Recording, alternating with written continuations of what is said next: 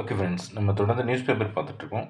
So அந்த வகையில் 11th December 2024 part 2ல் வந்து பார்த்தீங்கன்னா பேஜ் நம்பர் 7. ஸோ இதில் வந்து என்ன சொல்கிறாங்கன்னா page number Arvind Panagariya says issue of surcharges is complicated. So இதில் நமக்கு இம்பார்ட்டண்ட் நியூஸ் என்ன கிடைச்சிருக்குன்னா கீவேர்ட்ஸு சர்ச்சார்ஜஸ்னால் என்ன, இது வந்து சென்டர் மட்டும் கலெக்ட் பண்ணுறாங்களா இல்லை ஸ்டேட்டும் கலெக்ட் பண்ணுறாங்களா, டிவைடட் பிட்வீன் சென்டர் அண்ட் ஸ்டேட்டா இல்லை சென்டர் மட்டும் இது யூட்டிலைஸ் பண்ணுறாங்களா, அது சர்ச்சார்ஜஸ். அடுத்து வந்து செஸ்ஸும் அதே மாதிரி தான். செஸ் வந்து சென்டர் மட்டும் கலெக்ட் பண்ணுறாங்களா இல்லை ஸ்டேட்டும் கலெக்ட் பண்ணுறாங்களா, டிவைடட் பிட்வீன் சென்டர் அண்ட் ஸ்டேட்டா இல்லை ஒன்லி சென்டர் மட்டும் யூஸ் பண்ணுறாங்களா. ஸோ இந்த ரெண்டு இம்பார்ட்டண்ட் நியூஸ் நம்ம எடுத்துக்கலாம் இதுலேருந்து. அடுத்து வந்து பார்த்திங்கன்னா finance commission. So finance commission ஒரு கீவேர்டு இருக்குது. ஃபைனான்ஸ் கமிஷன் ஸோ பார்த்தீங்கன்னா 16th ஃபைனான்ஸ் கமிஷன், இவர் தான் அதுக்கு சேர்மன் ஆக்சுவலாக. ஸோ இதில் வந்து பார்த்தீங்கன்னா ஃபைனான்ஸ் கமிஷனுக்கு என்னென்ன படிக்கணும், ஃபைனான்ஸ் கமிஷன் என்ன, அதனோட ரிலேட்டட் ஆர்டிகல்ஸ் இந்த கான்ஸ்டியூஷனில் என்ன ப்ரொவிஷன் இருக்குது அது, அப்புறமேட்டுக்கு இந்த அதனோட மெம்பர்ஸு சேர்மன் அவங்களுடைய குவாலிஃபிகேஷன்ஸ் என்ன, எலிஜிபிலிட்டி என்ன, அவங்களாம் எப்படி அப்பாயின்மெண்ட் என்ன பண்ணுறாங்க, எப்படி பண்ணப்படுறாங்க. அடுத்து வந்து 16th finance commission time duration என்னென்ன, இவங்க டேர்ம்ஸ் ஆஃப் கண்டிஷன்ஸ் என்ன, இதெல்லாம் மெயின்ஸ் பாயிண்ட் ஆஃப் வியூவில் பார்க்கணும். இந்த டேர்ம்ஸ் ஆஃப் கண்டிஷன் கொடுத்துருப்பாங்க, கவர்மெண்ட் வந்து பிரசிடென்ட் வந்து இஷ்யூ பண்ணியிருப்பாரு. ஓகேவா, டேர்ம்ஸ் ஆஃப் கண்டிஷன்ஸ். அடுத்து வந்து பார்த்தீங்கன்னா 15th ஃபைனான்ஸ் கமிஷனோட ரெக்கமெண்டேஷன்ஸ்லாம் என்னென்ன, ஒரு மேஜர் ஹைலைட் பாயிண்ட். ஸோ இந்த மாதிரி தான் இது வந்து இந்த ஃபைனான்ஸ் கமிஷன் நம்ம இப்படி தான் அணுகணும் ஆக்சுவலாக.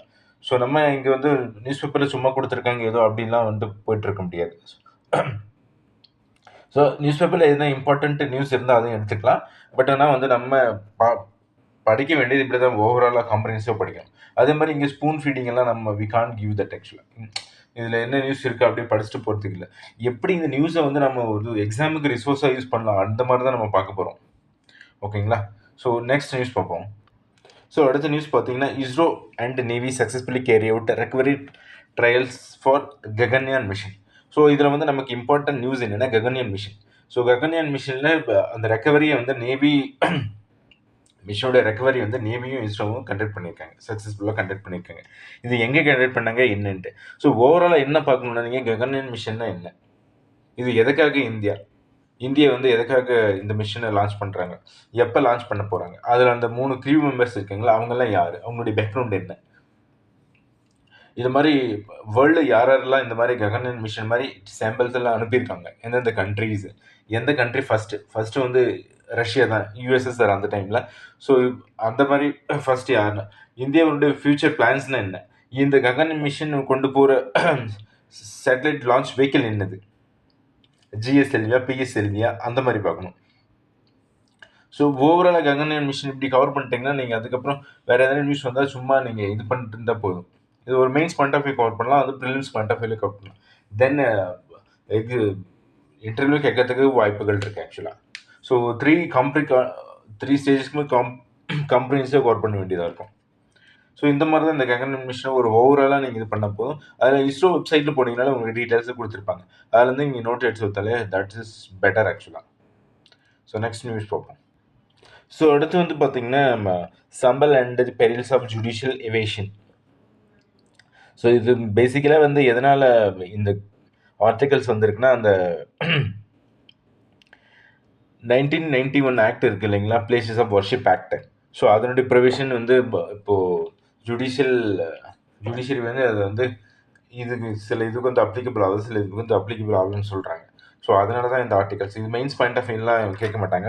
பட் நீங்கள் தெரிஞ்சு வச்சுக்கிறது என்னென்னா இதில் ஜுடிஷியல் ஆக்டிவிசம்னா என்ன, அட்ஜுடிகேட்டிவ் டியூட்டி, இந்த ஃபஸ்ட்டு இதில் கொடுத்துருக்காங்க, அந்த ஃபஸ்ட்டு பேராகிராஃப் மட்டும் படித்தா போதும். ஜுடிஷியல் ஆக்டிவிசம்னு என்ன, அப்புறமேட்டுக்கு நம்ம ஏற்கனவே படித்ததான் ஒரு 2-3 வீக்ஸாகவே இந்த special provisions of places of worship act இருக்குது 1991. ஸோ அதனுடைய ப்ரொவிஷன்ஸ் எல்லாம் நம்ம பார்த்துட்ருக்கோம். அது மாதிரி இங்கே சில செக்ஷன்ஸ் எல்லாம் கொடுத்துருக்காங்க. Plus over section 3, section 4.1, 4 sub clause 1, அடுத்து கியான்பேவி மஸ்கி கமிட்டி. ஸோ இதெல்லாம் நமக்கு தேவையில்லை. பட் ஆனால் என்னென்னு தெரிஞ்சோம், ஜுடிஷியல் ஆக்டிவிசம் இதில் டேக்அவே என்னென்னா ஜுடிஷியல் ஆக்டிவிசம் தான் ஆக்சுவலாக. அதனுடைய ஸ்டாண்டர்ட் டெஃபினேஷன் படித்து வச்சிங்க. Other then that not much important. So அடுத்த நியூஸ் பார்த்தீங்கன்னா பேஜ் நம்பர் 8ல் டூ டேங்கோ இந்த இந்தியா பங்களாதேஷ் அந்த இது சொல்கிறாங்க ரிலேஷன் ஒஸ்டன் ஆகிட்டு இருக்கு இல்லையா. ஸோ அது சொல்கிறாங்க. பட் இதில் நாட் மச் இம்பார்ட்டண்ட்டு. நம்ம ஃபாரின் செக்ரட்டரி அங்கே போயிருக்காரு ஒன் டே விசிட்டாக. ஸோ அங்கே ஏதாச்சும் அவுட்கம் இருந்தால் அது பார்த்துக்கலாம், அவ்வளோதான். Rather than much important year. So அடுத்து பார்த்தீங்கன்னா deepening India's steps as a key space faring nation. So இதில் என்ன சொல்ல வராங்கன்னா இந்த மெயின் ஆர்டிக்கல் என்னன்னா இந்தியாவில் வந்து ஸ்பேஸ் டெக்னாலஜி வந்து எப்படி அட்வான்ஸ் ஆகிட்டு இருக்கு அப்படின்ட்டு.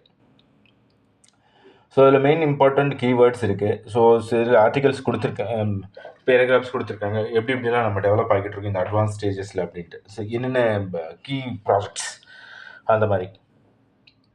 ஸோ இதில் வந்து பார்த்திங்கன்னா நெக்ஸ்ட் ஜென்ரேஷன் லான்ச் வெஹிக்கிள் அப்படின்னு என்னென்னு படிக்கும். நம்ம அதுக்கு தயாராகிட்டோம் ஆக்சுவலாக.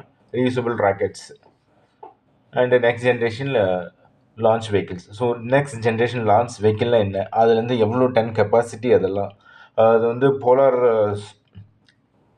இதில் தான் ஜியோ சிக்னல்ஸில் விடுமா, ஜியோ ஸ்டேஷனில் விட முடியுமா நம்ம சேட்டலைட்டை, அந்த மாதிரி பார்க்கணும். அதெல்லாம் எதுக்கு யூஸ் பண்ணலாம் அந்த என்ஜிஎல்வின்னு சொல்கிறாங்க புதுசாக இந்த ஆர்டிகல்ஸு.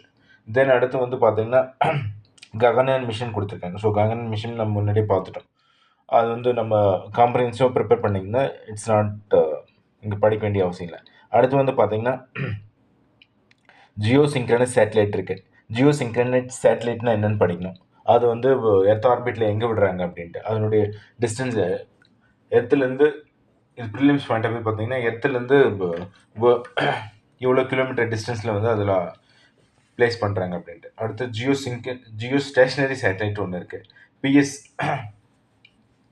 ஜியோ ஸ்டேஷ்னரி சேட்டலைட் இருக்குது, அதையும் நீங்கள் தெரிஞ்சு வச்சுக்கணும்.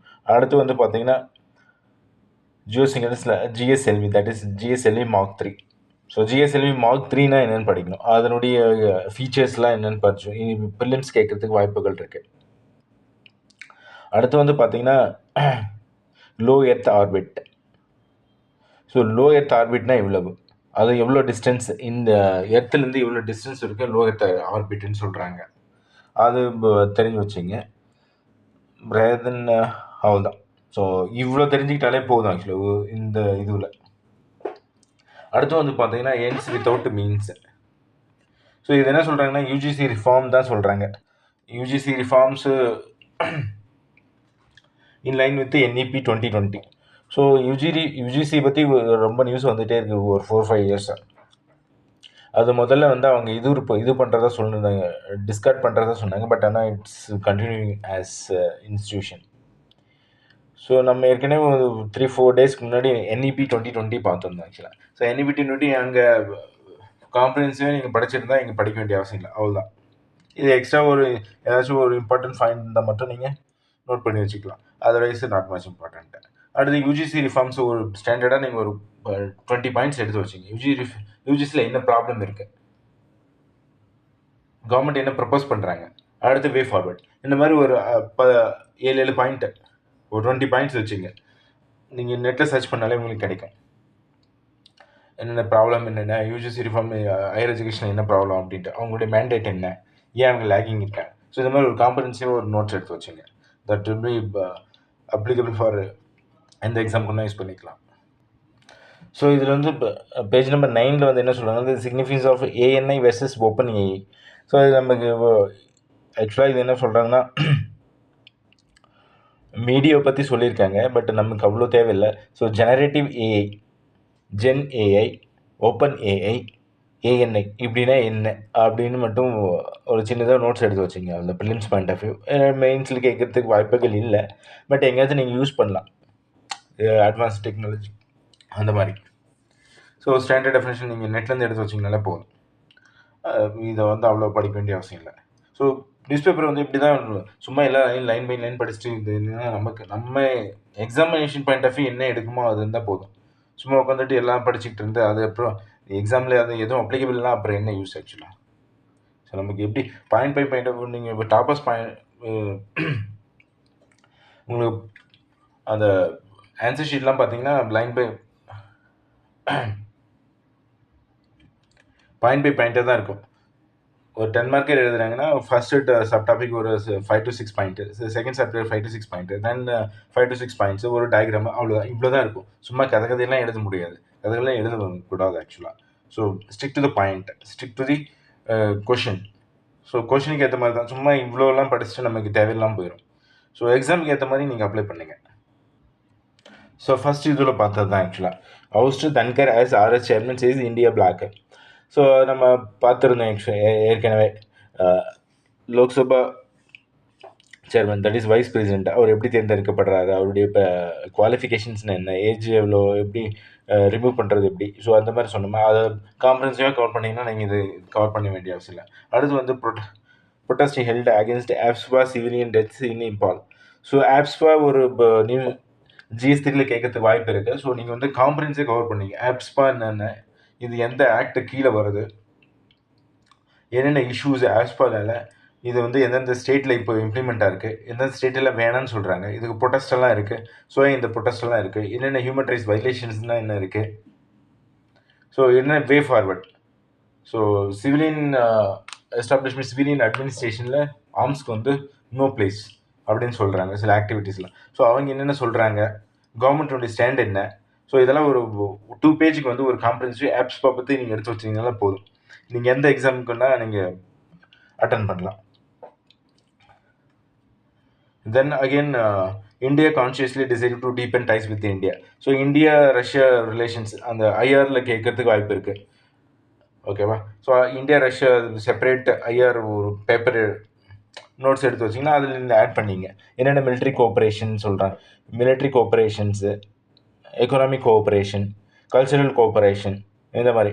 ஸோ இதில் வந்து பார்த்தீங்கன்னா first 21st India intergovernmental commission on military and military technical cooperation அப்படின்னா என்னென்னு பார்த்துங்க. அது ஒரு கீவேர்ட் கொடுத்துருக்காங்க. அடுத்து பிரிக்ஸ் சம்மிட்டில் நம்ம 2 பேர் ஒன்றா இருக்கோம்.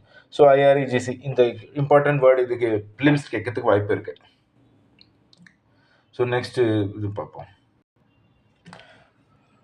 ஸோ அடுத்து வந்து பார்த்திங்கன்னா மும்பை ஆக்சிடெண்ட், அது தேவையில்லை நமக்கு.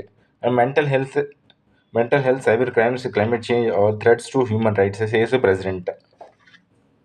ஸோ இது வந்து நீங்கள் எதுக்குன்னா கோட் பண்ணிக்கலாம் ஆக்சுவலாக. இந்த மென்டல் ஹெல்த் ப்ராப்ளம் இல்லை சைபர் கிரைம்ஸ் ப்ராப்ளத்துக்கு, கிளைமேட் சேஞ்ச் ப்ராப்ளம், இது எஸ்ஏனாலும் நீங்கள் கோட் பண்ணலாம். இந்த மாதிரி பிரசிடென்ட்டே சொல்லியிருக்காங்க அப்படின்ட்டு. ஸோ மென்டல் ஹெல்த்னா என்ன, அதனுடைய இப்போ இந்தியாவில் என்னென்ன ஸ்கீம்ஸ் எல்லாம் லான்ச் பண்ணியிருக்காங்க. ஸோ ஒரு காம்ப்ரஹென்சிவ் கவர் பண்ணிட்டீங்கன்னா அடுத்து நீங்கள் கவர் பண்ண வேண்டிய சைபர் கிரைம்ஸ் நமக்கு தெரியும். அடுத்து கிளைமேட் சேஞ்சு, இது ஜென்ரல் ஒரு இதுதான், நம்ம எல்லாத்துலையும் படிச்சிருக்குது. So not much important. NHRC இதில் கொடுத்துருக்காங்க. NHRCனா என்ன, அதெல்லாம் பார்த்து வச்சிங்க. NHRC அதனுடைய பவர்ஸ் என்ன, அது எப்போ எனாக்ட் பண்ணாங்க, அதனுடைய மெம்பர்ஸு சேர்மன்லாம் யார் யார், அவங்களுடைய எலிஜிபிலிட்டிலாம் என்னென்ன, இப்படி பார்த்து வச்சுங்க. தென் வந்து பார்த்தீங்கன்னா government searches energy conservation amendment bill 2022. Then green credit initiative ஒன்று இருக்குது. இந்த இதில் கொஞ்சம் இந்த கீவேர்ட்ஸ் எல்லாம் பார்த்துங்க. கீவேர்ட்ஸ் தான் முக்கியம். கீவேர்ட்ஸை நீங்கள் சர்ச் பண்ணி அதில் நோட்ஸ் எடுத்துங்க. That is more than enough. So இதிலே வந்து பார்த்தீங்கன்னா சில இதுவெல்லாம் சொல்கிறாங்க. அடுத்து வந்து பார்த்தீங்கன்னா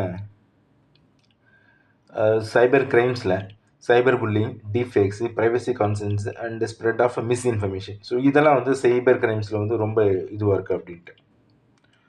ஸோ இதுக்கு ஃபர்ஸ்ட்டு நம்ம என்ன பண்ணணும், இப்போ ஃபர்ஸ்ட் இங்கே safe, secure and equitable digital environment that protects the rights and dignity of every individual. So இது வந்து நீங்கள் எங்கேயாச்சும் எஸ்ஏக்கு யூஸ் பண்ணிக்கலாம். Cyber crimes, digital India, digital world அப்படின்ட்டு. ஸோ அடுத்து வந்து பார்த்தீங்கன்னா ecologist Madhav Gadgil gets champions of earth award. So இவர் வந்து மாதவ் கட்கில் வந்து வெஸ்டர்ன் காட்ஸ் கன்சர்வேஷனுக்காண்டி ஒரு கமிட்டிக்கு சேர்மனாகவும் இருந்தார். அதனுடைய